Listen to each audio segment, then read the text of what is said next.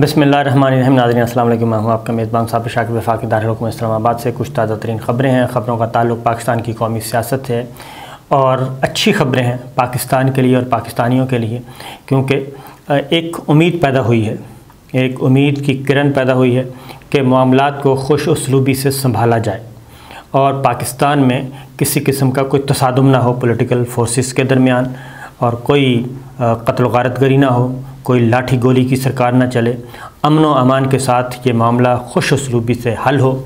और कोशिश ये हो रही है कि तहरीक अदम एतमाद के नतीजे में और सारा जो प्रोसीजर होना है इसको जमहूरी और आइनी तरीके से हल किया जाए। एक वज़ीर-ए-आज़म इमरान ख़ान ने कुछ पैगामात दिए हैं, वो मैं आपको बताता हूँ, और कुछ पैगामात हैं army chief general Qamar Javed Bajwa की तरफ से, क्योंकि पाकिस्तान के अगर दो बड़े हैं पॉलिटिकल लीडरशिप, सियासी क़यादत इस वक्त है वज़ीर-ए-आज़म इमरान ख़ान के पास, वो हैं chief executive of the country, वज़ीर-ए-आज़म हैं और बहुत तगड़े वज़ीर-ए-आज़म हैं, एक भरपूर उनके पास अवामी ताईद हासिल है, एक तो वो हैं, और फिर उनके दामन पे कोई दाग वाग भी नहीं है। छोटे मोटे मिसअंडरस्टैंडिंग, गलत फहमियाँ होती रहती हैं और ज़बान कभी फिसल जाती है, और जो राइट लेफ़्ट में बैठे होते हैं और उनका भी बड़ा, ये जो खुशामदी टोला होता है, उनका भी बड़ा रोल होता है गलत फहमियाँ पैदा करने में, मिसअंडरस्टैंडिंग पैदा करने में। और बिला वजह एक बाज़ औक़ात ऐसा होता है कि किसी हर मामले में कूदने की ज़रूरत नहीं होती, कम बोलने में फ़ायदा होता है, लेकिन बाज़ औक़ात ज़्यादा बंदा बोल जाता है। एक चीज़, दूसरी जानिब दूसरी जो लीडरशिप है वो हमारी फ़ौजी क़यादत है। कोई तस्लीम करे या ना करे, ये हकीकत है कि पाकिस्तान के सिस्टम में पाक फ़ौज का बहुत अहम किरदार है और वो अपना किरदार अदा करती है, और पाक फ़ौज की लीडरशिप किसी भी सूरत में पाकिस्तान के मामलात से ला ताल्लुक़ नहीं हो सकती।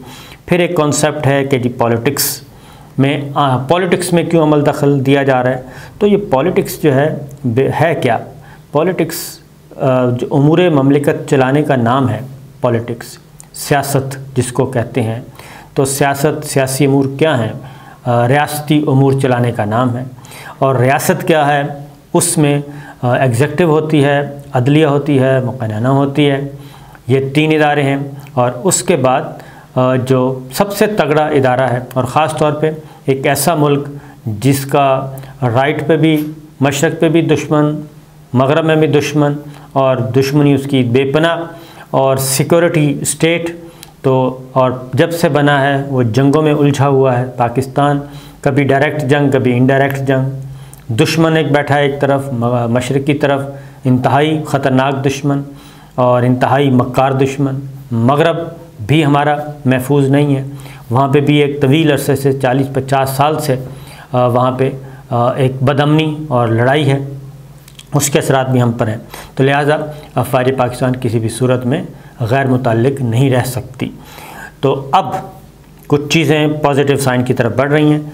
जो फासले कुछ ज़्यादा हो गए थे, और ये फासले हुए थे DGISI की अपॉइंटमेंट के वक्त, और कोई तस्लीम करे या ना करे, लेकिन फैक्ट है, ये हकीकत है कि उसमें बहुत ज़्यादा क्या कहना चाहिए, लूज़ खेले हैं और गैर ज़िम्मेदारी का मुज़ाहरा किया है, ख़ास तौर पे पॉलिटिकल प्लेयर्स ने।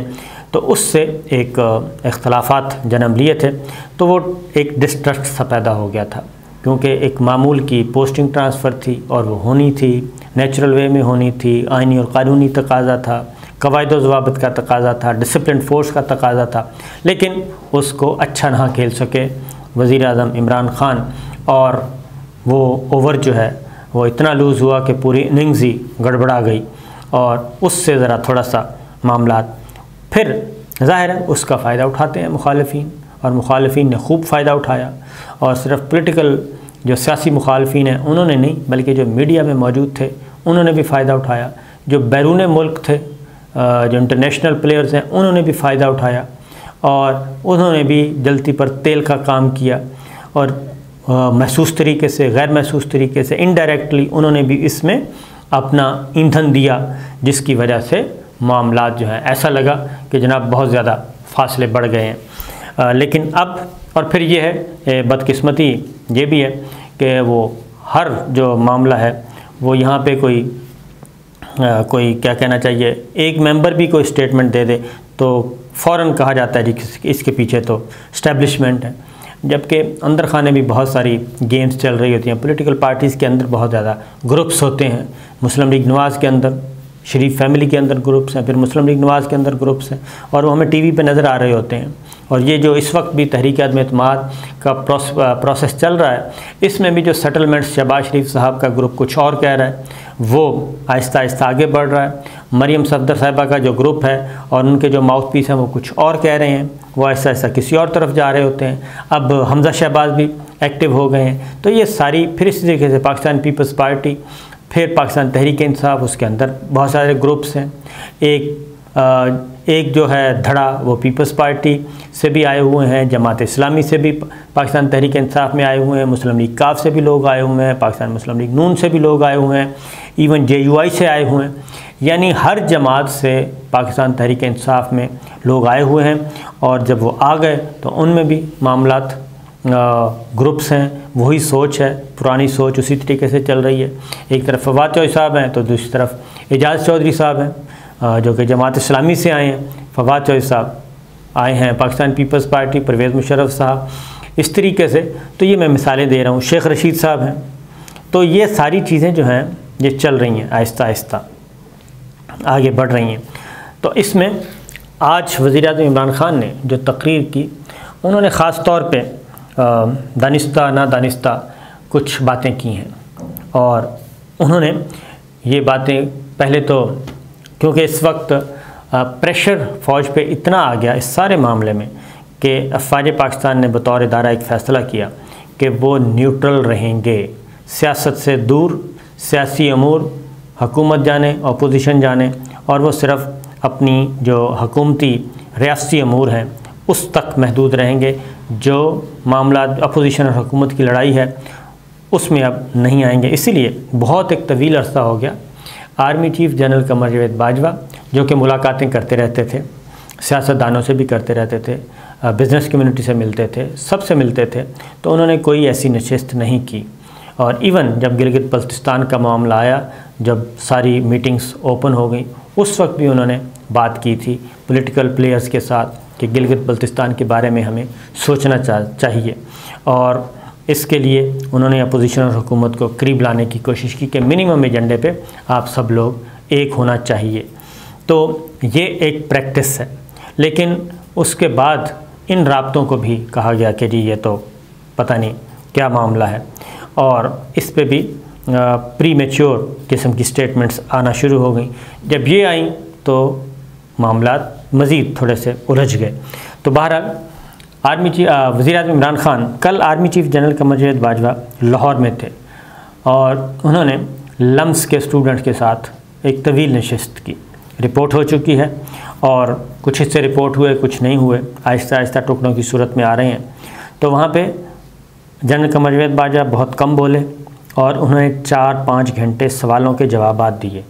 और जब तक तमाम स्टूडेंट्स एग्जॉस्ट नहीं हो गए और आखिरी सवाल तक ख़त्म नहीं हो गया, आर्मी चीफ़ ने हाल नहीं छोड़ा और वो सवालों के जवाब, हर सवाल को उन्होंने सुना और उसको बड़ी डिटेल्स के साथ, और उसमें तनकीदी सवाल भी बहुत ज़्यादा थे। और इसमें ये भी था कि जनाब सब कुछ तो फ़ौज करती है, सब कुछ आप कर रहे हैं, तो फिर वज़ीर-ए-आज़म इमरान ख़ान या हुकूमत पे फिर मलबा क्यों डाला जाता है? परसेप्शन की बात हो रही थी। तो उस सवाल के जवाब में army chief general Qamar Javed Bajwa ने थोड़े से मुस्कुराए और हंस के कहा कि फिर आप वज़ीर-ए-आज़म इमरान ख़ान को जानते ही नहीं हैं कि वो क्या क्या कर रहे हैं।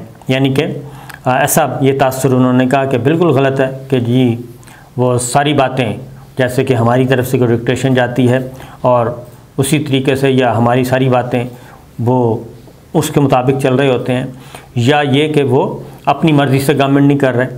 तो इस तासुर को, इस परसेप्शन को उन्होंने बिल्कुल निगेट किया वहाँ पे।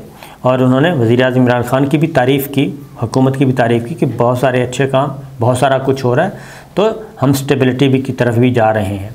तो उन्होंने कहा कि इमरान ख़ान को मैं बहुत अच्छी तरह जानता हूँ, प्राइम मिनिस्टर को। फिर उन्होंने वहाँ पे फिर अगेन बात की कि हम हैं जमहूरियत के साथ, डेमोक्रेटिक प्रोसेस चलना चाहिए, जमहूरी प्रोसेस चलना चाहिए, और पॉलिटिकल प्लेयर्स को अपने मामलात हम्बल वे में हल करने चाहिए, वर्किंग रिलेशनशिप होनी चाहिए, ये सारे मामला चलते रहते हैं। तो वहाँ पे बहुत अच्छे उन्होंने मैसेजेस दिए।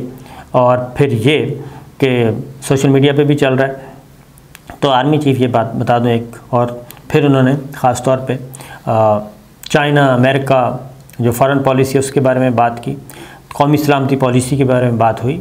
तो उसमें उनका ये ख्याल था, उनका कहना था कि जनाब जो कौमी अमूर हैं, कौमी सलामती के अमूर में, उसमें फ़ौज और हुकूमत एक होते हैं, उसमें कोई दो राय नहीं है। और बतौर चीफ़ एग्जेक्टिव उन्होंने बताया कि चीफ़ एग्जेक्टिव प्राइम मिनिस्टर है और हम उसके ताबे हैं। ये बात वहाँ पे बड़ी अच्छी बातें हुई, खुल के हुई। दूसरी जानिब वज़ीर-ए-आज़म इमरान ख़ान ने आज की जो तकरीर है उसमें कुछ बातें की हैं और बड़े अच्छे तरीके से की।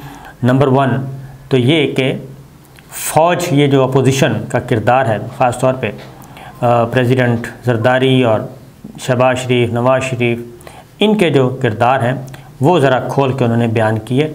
उन्होंने कहा कि ये फ़ौज के खैर खा नहीं हो सकते।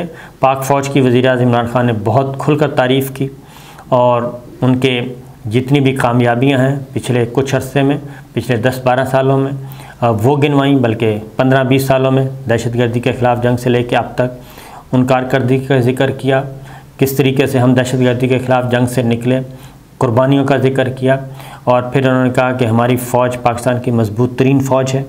ये सारी बातें उन्होंने कन्वे करके फिर कहा कि मैं ये कहता हूँ पीपल्स पार्टी ने क्या किया फ़ौज के साथ, और नवाज़ शरीफ ने फ़ौज के साथ क्या किया, मुस्लिम लीग नवाज़ ने।